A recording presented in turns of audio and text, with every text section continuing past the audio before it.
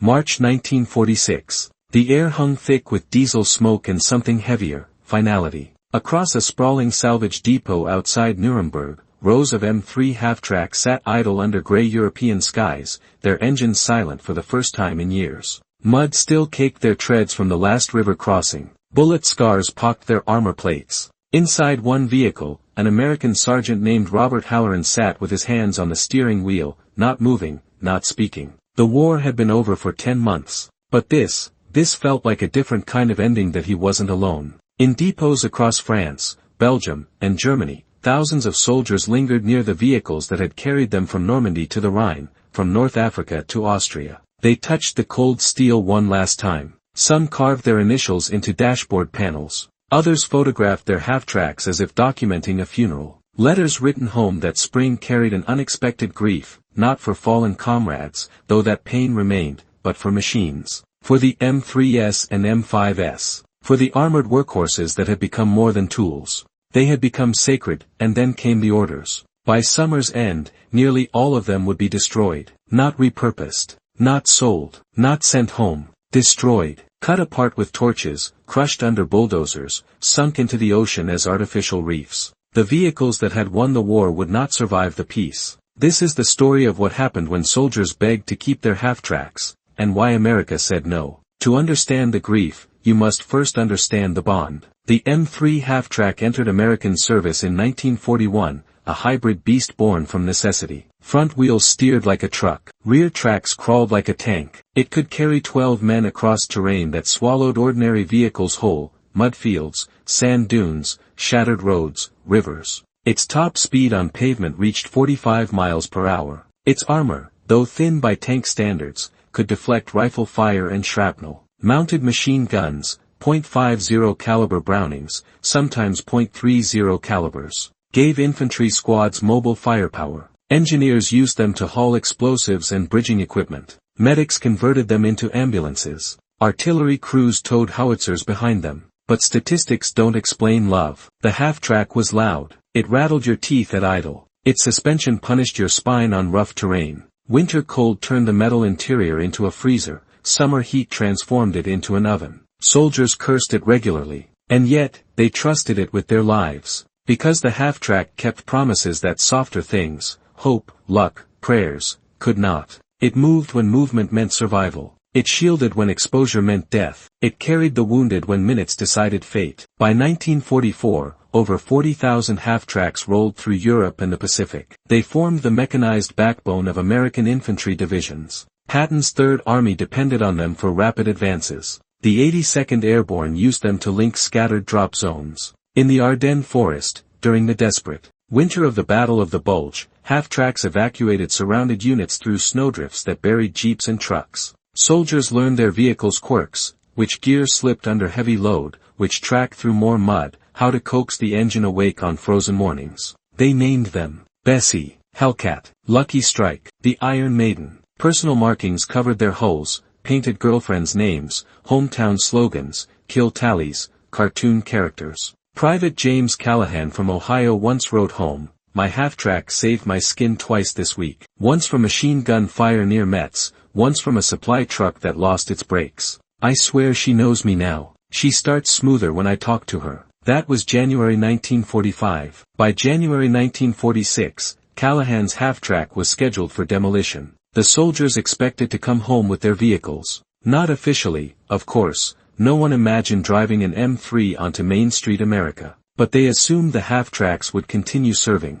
Police departments could use them for disaster response. Fire brigades for rough terrain rescues. Farms for heavy hauling. National Guard units for training. Surely, the military wouldn't simply waste them. They were wrong. The United States War Department issued Directive 7A on November 12, 1945. Its language was bureaucratic, clinical, and absolute. All surplus military vehicles not designated for Allied aid or domestic reserve units would be demilitarized through destruction or permanent disablement. Half-tracks fell into this category by the thousands. The reasons listed were procedural, preventing foreign acquisition by hostile nations, avoiding market disruption to domestic automobile manufacturers, reducing long-term maintenance obligations. But the real reason lived deeper, in a truth that peacetime America struggled to articulate. The half-track had been designed for total war. Every rivet, every gear, every sightline existed to project violence efficiently across hostile ground.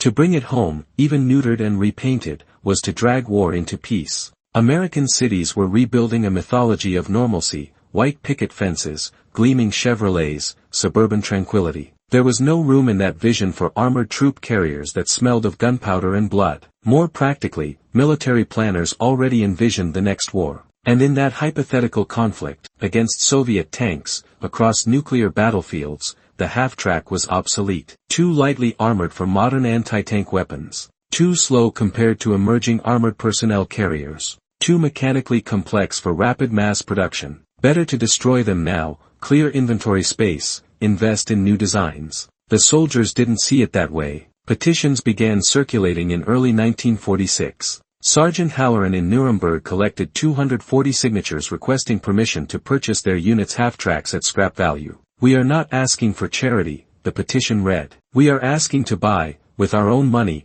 the vehicles that carried us through hell. They are worth more to us than any sum the scrap yards will pay." The request was denied within 3 weeks. In Le Havre, France, a motor pool lieutenant named Edward Kress wrote directly to the Secretary of War. His letter outlined a detailed proposal: donate decommissioned half-tracks to vocational schools for mechanic training programs. These vehicles represent the pinnacle of wartime engineering, Kress argued. Students could learn diesel systems, track drive mechanisms, electrical troubleshooting, all skills applicable to civilian industry. Destroying them wastes educational opportunity. The proposal reached a mid-level administrator's desk, where it was stamped reviewed, no action required. The denials carried no malice. They were simply the logic of bureaucracy encountering the illogic of attachment. To the War Department, half-tracks were line items on disposal manifests. To the men who had bled, in them, they were relics of shared ordeal. The gap between those perspectives could not be bridged by paperwork. So the soldiers tried other methods. In April 1946, a half-track disappeared from a depot near Kaiserslautern, Germany. Not stolen,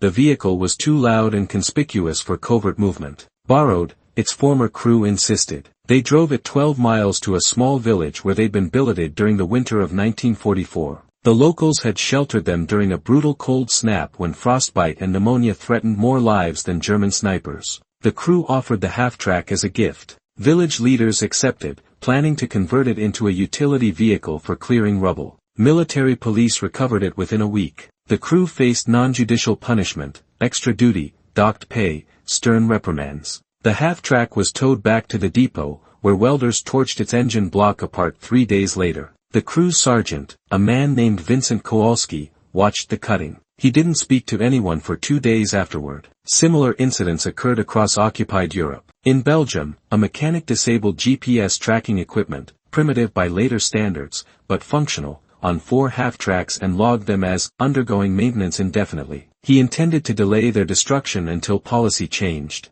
It didn't. The vehicles were located, the mechanic demoted, the half-tracks scrapped within the month. Near Cherbourg, an entire platoon staged what they called a mechanical funeral. 23 men gathered around their half-track, unit number 347, nicknamed Old Ironsides, on its last operational day. They polished its hull until the olive-drab paint gleamed. They replaced the worn American flag decal on its side. They stood at attention while a chaplain read Psalm 23, substituting the Valley of the Shadow of Death with the Valleys of Normandy, the Bulge, and beyond. Then they drove it, one final time, down a dirt road to the depot gate, where bulldozers waited. It felt like betrayal, one soldier later told a military historian. "We swore we'd bring each other home. And we did, the men, anyway. But we left part of ourselves in those steel coffins. Watching them die felt like amputating our own limbs." The military brass didn't understand. How could they? Generals planned wars, enlisted men survived them. The distance between strategy and experience is measured in unspoken languages. The destruction began in earnest by June 1946. At massive salvage yards, Antwerp, Marseille, Southampton, Bremen, half-tracks arrived by the hundreds. First, ordnance crews removed all ammunition and explosives. Then mechanics drained fuel and oil, reclaiming fluids for other uses. Armored plates were unbolted where possible, otherwise, cutting torches did the work. Engines were extracted and catalogued. Some would be repurposed for industrial equipment, most crushed for raw metal. Tracks were separated from bogie wheels and suspension systems. Every component reduced to its base elements: steel, rubber, copper wire, glass. The pace was relentless. A skilled crew could reduce a half-track to scrap in 4 hours. By July, demolition teams processed 50 vehicles per day at major depots. By August, over 6,000 half-tracks had been destroyed across Europe alone. The Pacific Theater followed similar procedures, though jungle humidity and salt air had corroded many vehicles beyond salvage. In the Philippines, entire convoys of half-tracks were simply driven into the sea, weighed down with rocks, left to rust in coastal waters. Photographs from that period show mountains of scrap, twisted metal and shattered treads piled 3 stories high. In some images, you can still see unit markings on hull fragments: Screaming Eagles, Blue Devils, Iron Brigade. Personal graffiti endured the torches: Kilroy was here, Jimmy loves Susan, Detroit or bust. These fragments would be melted down, reforged into refrigerators, car chassis, bridge girders. The steel would persist. The memory would not. A few half-tracks escaped. Approximately 800 were allocated to Allied nations under the Mutual Defense Assistance Program: Britain, France, Greece, Turkey. These vehicles served for another decade, some until the 1960s, before facing their own scrapyards. Another 200 were retained by the U.S.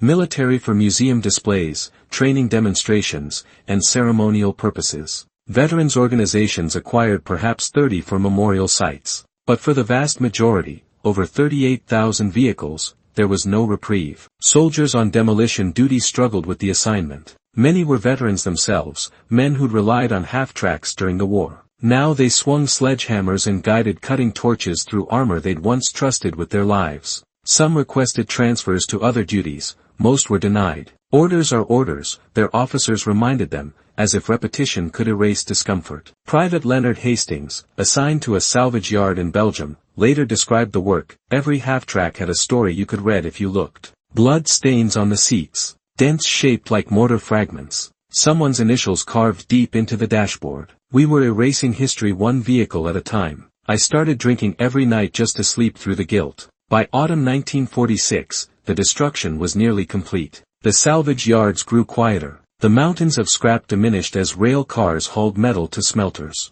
In America, factories retooled for peacetime production: automobiles, appliances, suburban infrastructure. The steel that had crossed Europe under fire would become mundane again, transformed into objects that served comfort rather than survival. And the soldiers went home. But they carried the absence with them. Post-war America celebrated its veterans with parades and speeches, benefits and gratitude. The GI Bill sent millions to college. Suburbs sprawled across former farmland. The economy boomed. Yet beneath the triumph, a quieter story unfolded: men who couldn't explain what they'd lost, because what they'd lost wasn't human. Reunion gatherings began in the late 1940s. Infantry divisions, armored battalions, engineering companies, they gathered annually to remember the fallen, share stories, maintain bonds forged under fire. And at nearly every reunion, someone mentioned the half-tracks. Remember when 3 Charlie 12 pulled us out of that kill zone near Aachen? Our half-track took 3 direct hits and kept running.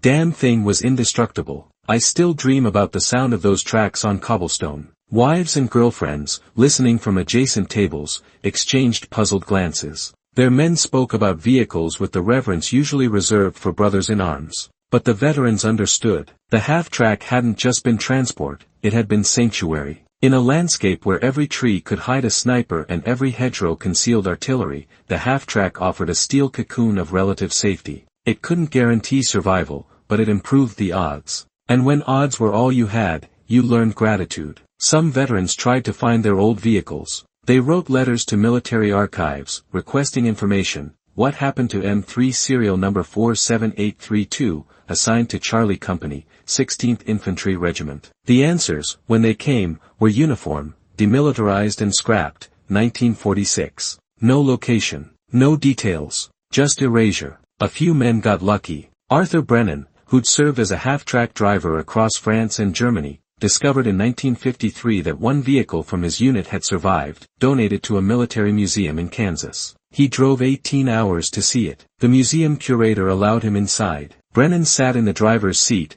hands on the controls, for 20 minutes without speaking. When he finally emerged, his eyes were wet. "I just needed to say goodbye properly," he explained. Others channeled their grief into preservation. Veterans groups lobbied for funding to save decommissioned military vehicles from scrap yards. The military, initially resistant, gradually softened. By the 1960s, museums and memorial parks across America displayed half-tracks, tanks, and artillery pieces. Plaques honored the units that had used them. Children climbed on the vehicles during school field trips, unaware that old men watched from nearby benches, remembering when those same steel hulls had smelled of sweat and fear. The symbolism wasn't lost on anyone. America had demilitarized its war machines, but it couldn't demilitarize memory. Historians would later debate the decision to destroy the half-tracks. Some argued it was pragmatic. Old equipment cluttering storage facilities, requiring maintenance, offering no strategic value in the emerging Cold War.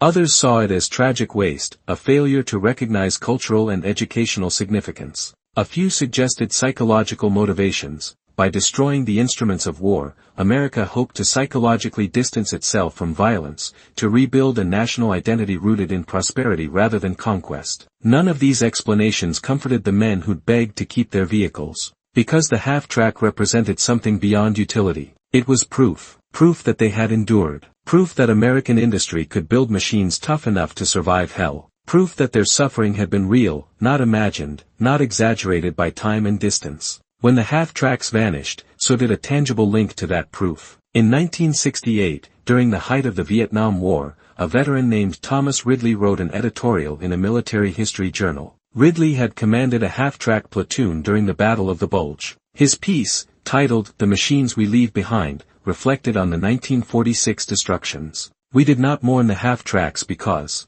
we loved steel. We mourned them because they were witnesses. They saw what we saw. They bore the scars we bore. When they were destroyed, part of our testimony was destroyed with them. Now, when we speak of what happened, the cold, the fear, the impossible odds, we have only our words. And words, as any veteran knows, fail where memory matters most." The editorial circulated widely among veteran communities. Letters poured in, hundreds of them, echoing Ridley's sentiment. But by then, the half-tracks were long gone. The steel had been recycled, the history reduced to archives and fading photographs. There is an irony in this story, and it cuts deep. The half-track was American abundance made manifest. Unlike German vehicles, mechanically complex, resource-intensive, prone to breakdown, the M3 was designed for mass production and field durability. American factories produced them by the thousands, a feat unimaginable to Axis powers struggling with fuel shortages and bombed supply lines.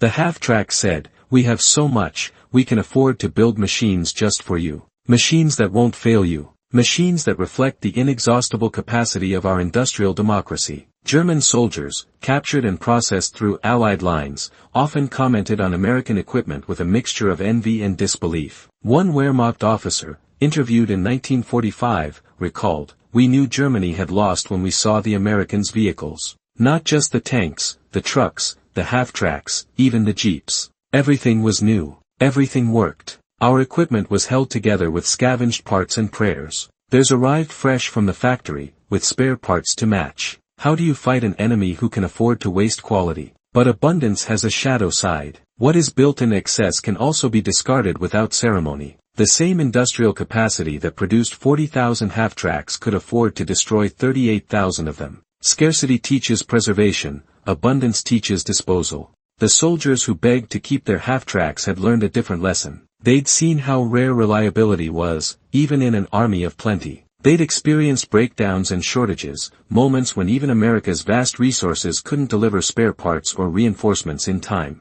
The half-track, precisely because it had endured, became sacred. But the planners, safe in Washington offices, saw only surplus. They calculated storage costs, maintenance schedules, geopolitical risks. They made the rational choice. And in doing so, they severed a bond they didn't know existed. This is the price of industrial war. Victory comes not just from courage or strategy, but from production, building more, faster, better. Yet production is impersonal. It creates things, not relationships. The soldiers formed relationships anyway, against all logic, because logic is a poor guide for survival. They loved their machines the way shipwrecked sailors love driftwood. Not for what it is, but for what it provides when everything else has failed. When the half-tracks were destroyed, the message, unintentional but clear, was this: your survival tools are disposable. Your testimony is inconvenient. Move forward. Forget. Most veterans couldn't forget, but they learned to live with the silence.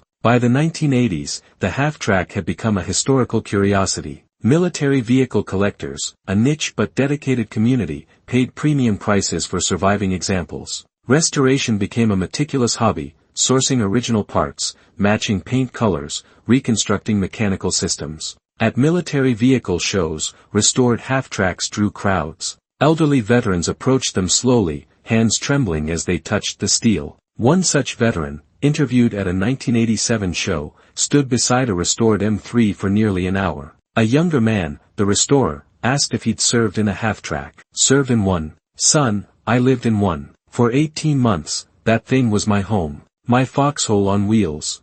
I slept in it, ate in it, nearly died in it twice. He paused, running his hand along the hull. After the war, I tried to find out what happened to our half-track. They told me it was scrapped, turned into cookware or some such nonsense. Broke my heart. He looked at the restorer. Thank you for bringing one back. Even if it's not mine, it's close enough. These encounters were common. Restorers reported veterans weeping, laughing, telling stories that hadn't been spoken in decades. The vehicles unlocked memories that words alone couldn't access. The smell of diesel, the clatter of treads, the particular vibration of the engine, these sensory details transported men back across time, back to moments when they were young and terrified and alive in ways that peacetime could never replicate. Restorations couldn't resurrect the 38,000 destroyed, but they preserved fragments. And fragments, for those who remember, are enough to build cathedrals of memory. In the end, the story of the half-tracks is not about vehicles. It's about what we carry and what we discard. It's about the things we build to survive, and the things we destroy when survival is over. The soldiers who begged to keep their half-tracks weren't being sentimental. They were trying to preserve a truth that America, in its rush toward prosperity, wanted to forget, that freedom is expensive. That democracy survives not on ideals alone, but on steel and sweat and the willingness to endure unbearable things. The half-track was proof of that cost. Its destruction was an attempt to move beyond the cost, to pretend that victory came cleanly. But some debts can't be erased with cutting torches. In archives across America, letters survive, pleading letters from 1946, written by men who'd crossed Europe in half-tracks, asking for just one thing in return. Not medals, not parades, just the chance to keep the machines that had kept them alive. The letters were filed away, polite rejections attached, and eventually forgotten, until historians found them decades later, and read them, and understood what really happened when soldiers begged to keep their half-tracks before America destroyed them. This happened, their pleas were denied, the vehicles were scrapped. The men went home, carrying ghosts of steel and tread marks across their hearts. They rebuilt lives,